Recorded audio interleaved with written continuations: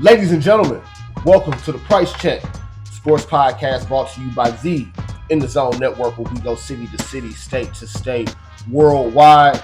Tapping into a few different sports worlds today. We got a crazy start here to the month of March as we record this on Wednesday, March 13th. Kicked off NFL free agency. March Madness for college basketball is in full effect, and the NBA is still kicking right now. So you got a lot of playoff races in the NBA, a lot of teams punching their ticket to the NCAA tournament. But of course, today we are going to start with the NFL and their free agency, which of course legal tampering window started here on Monday. We are now at the point where those contracts can actually be signed and finalized. So we won't get into every individual sign. We won't get into every individual team's moves. We'll select a couple here that stand out as far as signings that I really like. And then a couple that are a little bit questionable in terms of whether the money is too much or maybe the fit circumstances aren't quite as ideal. So, first, let's start with the ones that I kind of view as my favorite signings or the best signings so far of free agency.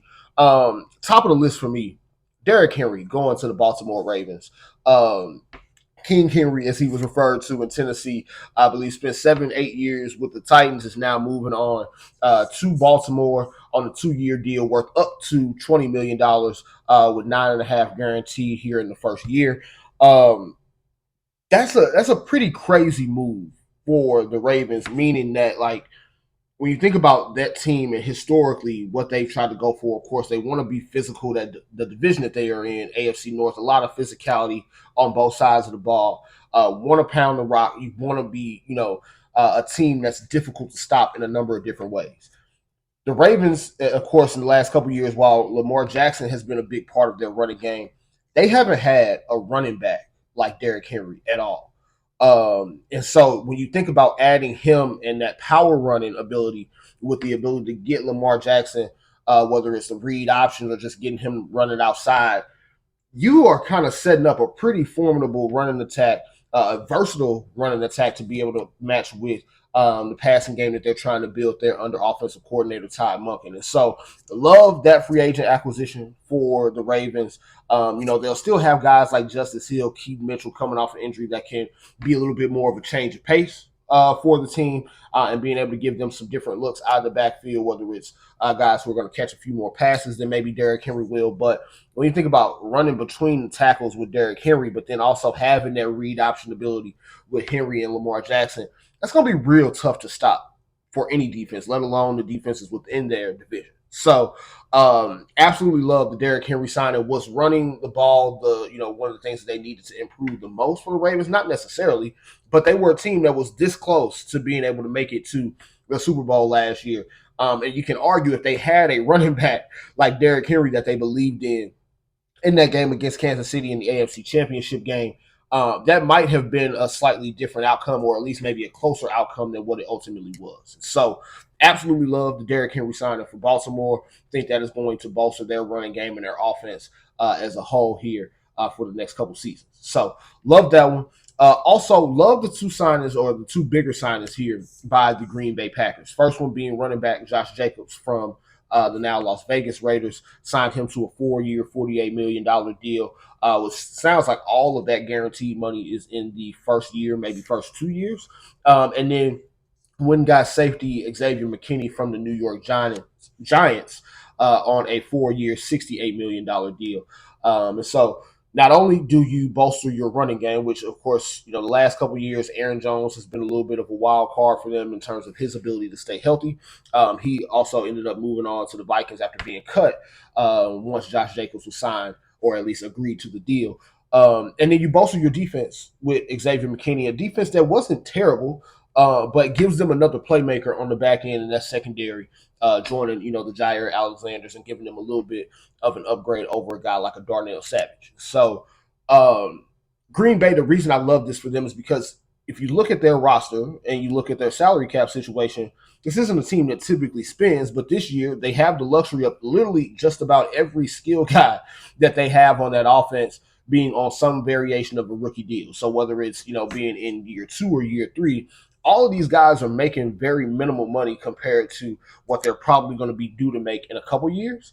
And then defensively, outside of a guy like Jair Alexander, not a whole lot of money spread out on that side of the ball either. So you're able to now capitalize on a team that was actually pretty good down the stretch last year, and now is kind of set up to be able to compete for not only the division title the next few years, but start to push up on Super Bowl contention if things go right. And so you know that you have a guy that you can count on at quarterback now with Jordan Love. You give him a reliable running game along with the wide receivers and tight ends that they got here in the draft the past couple years. You're starting to build yourself a nice foundation on offense to be able to utilize here moving forward. And then again on defense, not only do you add another key piece, you stay kind of within the same timeline as far as youth goes. So love those signings for Green Bay, and I love that they're going for it in an NFC that really is kind of wide open right now. So love those signings for both the Ravens and the Packers. Now, here's where we get into some of the more questionable signings. I won't call them the worst signings because I don't know that these are the worst deals, but just ones that made me, kind of turn my eye a little bit. So, first one, Gabe Davis to the Jacksonville Jaguars. Now, I'm not questioning whether or not Gabe Davis can be a good receiver. We've seen it in flashes, right? Now he had a lot of games where he disappeared in Buffalo. Some of that due to playing alongside a guy like Stephon Diggs, but also some of that just due to Josh Allen not looking his way or not being able to have that connection with Josh Allen. But the reason why I question this a little bit, if I'm the Jaguars, is Gabe Davis really an upgrade for you over Calvin Ridley, who's also a free agent? And from the money standpoint, I don't have Gabe's contract details in front of me here, but I'd imagine Calvin Ridley's not demanding like crazy money given the season that he had. But I think from what you're signing in terms of what else you have on the roster with Gabe Davis, Christian Kirk, Zay Jones, I'm pretty sure Calvin really would be an upgrade over Gabe Davis, at least from what we've seen in a consistency standpoint. So a little bit questionable on that one. And of course, I understand trying to make sure to keep weapons around Trevor Lawrence to further his development, but just thought Calvin really would have been, a more logical re-sign versus bringing in Gabe Davis from Buffalo. So questioning that one for the Jaguars. The next one that I'm questioning, which was one of the biggest signings of the free agency period so far, Saquon Barkley to the Eagles. And I'm not questioning it because of it being Saquon or whether or not he's going to be able to be a fit on that offense. The offense already was good. They were already great at running the ball. My question is, does Saquon change anything about their destiny? And, again, offense was not their problem last year. Now, of course, they've made some other signings here on defense, bringing back C.J. Gardner-Johnson, bringing in Bryce Huff. I'm not sure that that's changing their standing and their ability to compete for a championship here moving forward. Again, the offense was already lights out. They were already great at not only running the ball, but being able to block for their running backs. Just thought you could bring back DeAndre Swift for, lesser money, keep that offense moving and invest even more money on the defensive side of the ball. So we'll see how that one turns out. I think Saquon as a just individual fit and individual player, definitely a great fit for the Eagles. Just not sure that that's what they needed, nor will that, take them from being, I guess they were like the 4 or 5 seed last year to being the number 1 seed in the NFC this upcoming season. So Saquon, just a little bit questionable on whether or not that changes the destiny for Philadelphia. And then, of course, the last signing that we'll get to here from NFL free agency had the Atlanta Falcons dropping the bag for Mr. Kirk Cousins. 4 years, $180 million, 100 of which is guaranteed. Again, similar to the Josh Jacobs deal, a lot of that, if not all of that, guaranteed money within the first couple of years of the deal. I just question this because, one, you have Kirk Cousins coming off of an Achilles tear. Not sure that I want to invest in, that for 4 years for a guy that already wasn't the most mobile quarterback. And then, it's still Kirk Cousins. Now, we've seen Kirk Cousins come up short in primetime games and playoff games quite a bit here throughout his career so far. Now, granted, you're putting him in a situation where he's got some of the best weapons he's had in his career in terms of Bijan Robinson and running back, Kyle Pitts at tight end, Drake London at wide receiver. Falcons also added Darnell Mooney from the Chicago Bears here so far in free agency as well. But, I I think more so than the fit, I'm questioning the amount of money and the amount of years you had to give to a guy who's, 35, 36, not, entering his prime by any means. And again, coming off a pretty major injury that we just have not seen a whole lot of players come back from and be they're, the same guy that they were prior to the injury. So just a little bit hesitant on the Kirk Cousins deal for those couple reasons there. But I do think he's a definite upgrade over Desmond Ritter and Taylor Heineke, but just not sure he's enough of an upgrade to justify the money that he's receiving, along with the amount of years that he's under contract. So those are kind of the free agency signings that caught my eye in the NFL. Now we'll shift gears a little bit to the NBA. Right. So NBA wise, we are in the thick of the kind of playoff hunt, playoff race. Today we'll kind of focus mainly on the Western Conference and specifically those teams that are like 5th through 10th. Because this race here for that bottom half of the playoff bracket is going to be pretty fascinating here over the last few weeks of the season. So you have the Pelicans in 5th. Obviously, they're a little bit further ahead of the likes of like Phoenix in 6th, Sacramento, Dallas, Lakers, Warriors. But you also have a team like the Clippers, who is in 4th, where we just saw them lose last night to Anthony Edwards, which Anthony Edwards, man, that dude turned into my favorite player to watch in the NBA right now. Even had some comments for the folks in the media after the game last night. What were you seeing out there? Just a bunch of mismatches. So he's talking trash. He's he's playing at an extremely high level. Of course, they're without Karl Anthony Towns right now, but I do still think the Timberwolves are in a pretty good position to at least hold in that 2 to 3 spot. I don't think they're going to end up being the 1 seed. I do think Denver OKC is going to secure that, but I definitely don't think they're dropping any lower than 3 right now with the way Anthony Edwards is playing. So we'll go ahead and kind of pencil them in. But as far as those teams in the bottom, you got a lot of teams right there jumbled up together. 6th through 10th in the NBA Western Conference right now, separated by 3.5 games. So 5 teams all within 3.5 games of each other. You've even got, 6 and 8 only separated by a game with Phoenix, Sacramento, and Dallas. Lakers and of course Warriors just right behind that group. But when you look at how some of these matchups are going to shake out, I think you're going to get a lot of teams that are in this bottom half, obviously trying to move up and secure, if they can, trying to get as high as 6. But then you're going to have some of those teams at the top watching this bottom half race, looking at like, I don't know if I want to play, Dallas or the Lakers in the first round. I don't know if I really want to be stuck facing Phoenix with Kevin Durant, a healthy Devin Booker, healthy Brad Beal in the first round. And so you wonder, obviously, how many of those teams are true contenders. And I think it's all going to be dependent on matchup this year. Look at a young team like Oklahoma City, where they are obviously playing very, very well this season. But those guys have not seen, real playoff tests just yet. Honestly, they went into the play-in last year, got the doors blown off by the Pelicans in a game that you thought that, okay, maybe they'll be able to hang around and get a win. No, not at all. So they were not able to get it done in the play-in last year. And those stakes are only going to be higher in the first round this year. I also don't love that they didn't go out and get another big. They went out, obviously, got Gordon Hayward to add to that wing depth, but when Chet Holmgren is your only real big man solution against the likes of Jokic or even an Anthony Davis in the Western Conference, not really, what you're looking for against some of those teams that you may have to face. Hell, even a Sacramento having a guy like Sabonis is going to be able to, give some matchup problems to Chet here once you actually get into a playoff series. So I definitely think that as you start to see some of that movement, these teams are going to be jockeying for a position, but also jockeying for the right matchup to help them, propel into second round and beyond come playoff time. So out of these teams at the bottom, though, if I had to give anybody a great shot at kind of moving up, I do think Dallas is a team to watch right now, man. Dallas, Luka is playing out of his mind. I believe 7 straight triple doubles, all 20 points or more.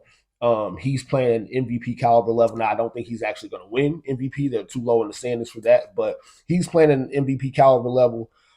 Kyrie Irving averaging 25 plus a night right now, and it's not even getting talked about. They have the ability to score with anybody. I think the problem for them is just going to be how many stops they're going to be able to get on the defensive end. But I do think Dallas is going to be a team to watch come playoff time, depending on the matchup, because we've seen, in previous years, Luka's going to go off in these playoff matchups. He's done it to the Clippers. He made the Western Conference Finals run against the Warriors a couple years ago, doing it to the Suns in that crazy Game 7 that he had in the first half. So Luka is able to be one of those guys to put the team on his back and be able to win you a series by himself. And that's not going to be something that I'm looking forward to if I'm in OKC or Minnesota. Maybe, Denver obviously equipped to handle something like that. But even then, having to see that as your first round playoff matchup, not ideal. The Lakers, obviously, home team for me, but I do think that with a healthy LeBron James, healthy Anthony Davis, especially the way Anthony Davis just played on Sunday against Minnesota, 27 points and 25 rebounds, I do think they can make a splash. The problem is going to be how you get the most out of the supporting cast around those guys. D'Angelo Russell been playing lights out, but can he keep it up the entire playoffs? Austin Reeves, can he find his playoff and late season form from last year? Can you continue to get the same production out of a guy like Rui Hachimura? So some questions about supporting cast there, but if LeBron James and Anthony Davis are on their A game, definitely not a team that, again, if you're Minnesota, Oklahoma City, that I want to see in the first round. Hell, even the Clippers definitely don't want to see that on either side, whether it's Dallas or the Lakers for them. The Warriors, to a lesser extent, I also believe can kind of be in that mix. The problem for me is that I don't know what I'm getting from anybody outside of Steph on a night-to-night basis for them. Now, granted, a lot of these guys, with the exception of like Podziemski or Jackson Davis, some of the rookie guys that they have, a lot of those guys have seen the playoffs, seen those wars here, at least when they made the championship run in 2022. But I do think, their supporting cast is a little bit more questionable than some of these other teams. And then when you look at a team like Phoenix and Sacramento, those are two teams that I think probably could end up sliding back a little bit further into that play-in where, Phoenix, again, they're an injury away at all times from being able to go on a 2, 3, 4 game losing streak, depending on who it is. They've gotten a fully healthy season out of Kevin Durant for the most part this year. Brad Beal, being in and out of the lineup has definitely hurt them a little bit. He has been healthy and playing well, though, these last few weeks. So obviously hoping that continues. And Devin Booker is going to be Devin Booker, right? He's going to be the assassin when he's on the floor, but also not immune to an injury himself. So that's a team. And then, if you think about some of the supporting guys that they have, they're already a thin group. If you lose any of those role players, that's going to make it just that much more difficult for them, not only in terms of potentially saving themselves from a play-in spot, but just getting out of the first round in general. So Phoenix, I'm a little hesitant on whether or not they're going to be able to make a deep run. Sacramento, I think it's the same as last year, where we know that they can score with just about anybody, especially when they are the home team. But how they played on the road, and then also just how they play defensively, I don't know that that's going to be sustainable for multiple rounds. We saw them lose a series last year to the Golden State Warriors, where if you think about it, they probably were the better team. The Warriors just, haven't been there before, haven't been through those fights. They were just able to get it done and pull it out. And then, of course, when Steph's dropping 50 on you, just nothing you can do. So I do think the Western Conference place is going to be really interesting as we get down to the wire here over these last few weeks of the regular season. Eastern Conference, I think it's the Celtics, conference to lose at this point. But also for them, depending on the matchup, if they have to see a Miami Heat team or something like that in the first round, things can get a little bit dicey. But right now, I think the Western Conference is the conference that is the most interesting, and the one that we're definitely going to need to keep our eyes on here moving forward. Now, switching gears to college basketball. So, of course, women's college basketball has been the talk of the town here the last few weeks, last few days, especially since the SEC championship game between South Carolina and LSU here on Sunday. Now, won't talk too much about the whole, fight or, what you want to call it, pushing and shoving matchup that you have with Camila Cardozo, Flau'jae Johnson. But I do need to make sure that we highlight what is happening right now in women's college basketball specifically. Um, this is a moment that I don't think we've ever had with women's sports in general, let alone women's college basketball. You have major stars on the college basketball side for the women's. Caitlin Clark, Angel Reese, Camila Cardozo, Flau'jae Johnson. You've got Morrow from Texas. You've got countless names and teams that are going to be in the mix. Um, where we don't have that star power in college basketball on the men's side, which of course we don't need to take away from the men to boost the women's game. I think the women's game is giving themselves a boost enough right now with the stars names they have. Juju Watkins being another one from USC, where the talent is so obviously there. The intensity of these games is so obviously there, and I really think that this moment for them, March Madness and the NCAA tournament, is really going to be something that is going to be a launching point for the sport moving forward. You look at all the teams, all the players that are going to be participating in this tournament. Um, it's going to be must see TV. And I do think that for the first time in a long time, you're going to have a lot of eyeballs on not only the tournament itself, but the players coming out of this tournament.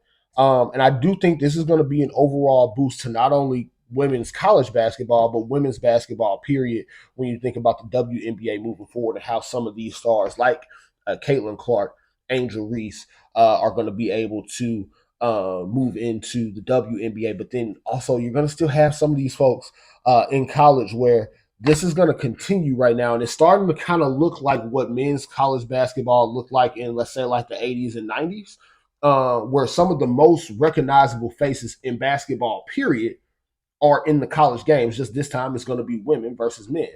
And so I think that this is going to be something that we need to really be tapped into, because one, the games have been incredible. I mean, even outside of what happened with the incident between LSU and South Carolina on Sunday, the game was great. The regular season game they played a few weeks back was great.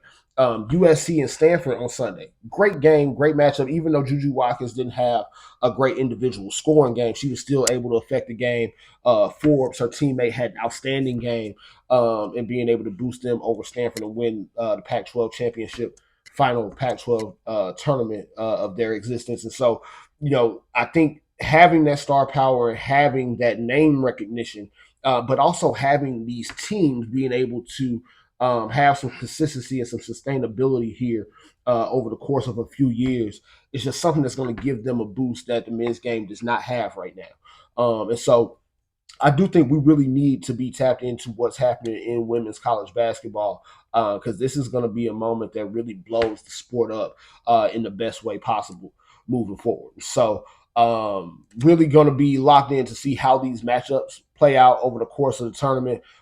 If I had to give a prediction, obviously not knowing how the actual brackets themselves are going to shake out, I obviously think we're going to get South Carolina in the Final Four. I don't see a way that Caitlin Clark and Iowa don't make it to the Final Four. USC, man, this is going to be a prime spot for a player like Juju Watkins to be able to put a team on her back, or at least have some big performances that just boost that level of star power for her. And then, of course, you can't count out LSU. And so, obviously, you're going to have teams like Stanford, Iowa State, Texas. Those teams are going to be in the mix as well. So, it's going to be real interesting and real fun to watch. Man, I really cannot wait to see how this women's tournament plays out. So, that'll do it here for the price check. Now, before we go, do need to give out a few betting picks for tonight here in the NBA. Again, Wednesday, March 13th, as we record this. Got a couple matchups. We're only doing money lines tonight, right? And so right now, and I do not have the odds in front of me, forgive me, but right now, Magic and Nets in Orlando, I've got the Magic winning that game. I have the Denver Nuggets going on the road against the Miami Heat, winning that game. And I also have the Lakers beating the Kings tonight in a must-win game in Sacramento. Again, the Lakers in a position where they absolutely need this game to be able to move up in the standings, if that's going to be a hope for them before the playoffs start. So you got Lakers, Magic, Nuggets, all to win tonight. 3-team parlay. Go ahead, put it in, whether it's FanDuel, DraftKings, whatever sites you prefer. But that's what we're going with for our betting picks for today. So until next time, ladies and gentlemen, this has been The Price Check. I am your host, Josh Price. Until next time, check it out.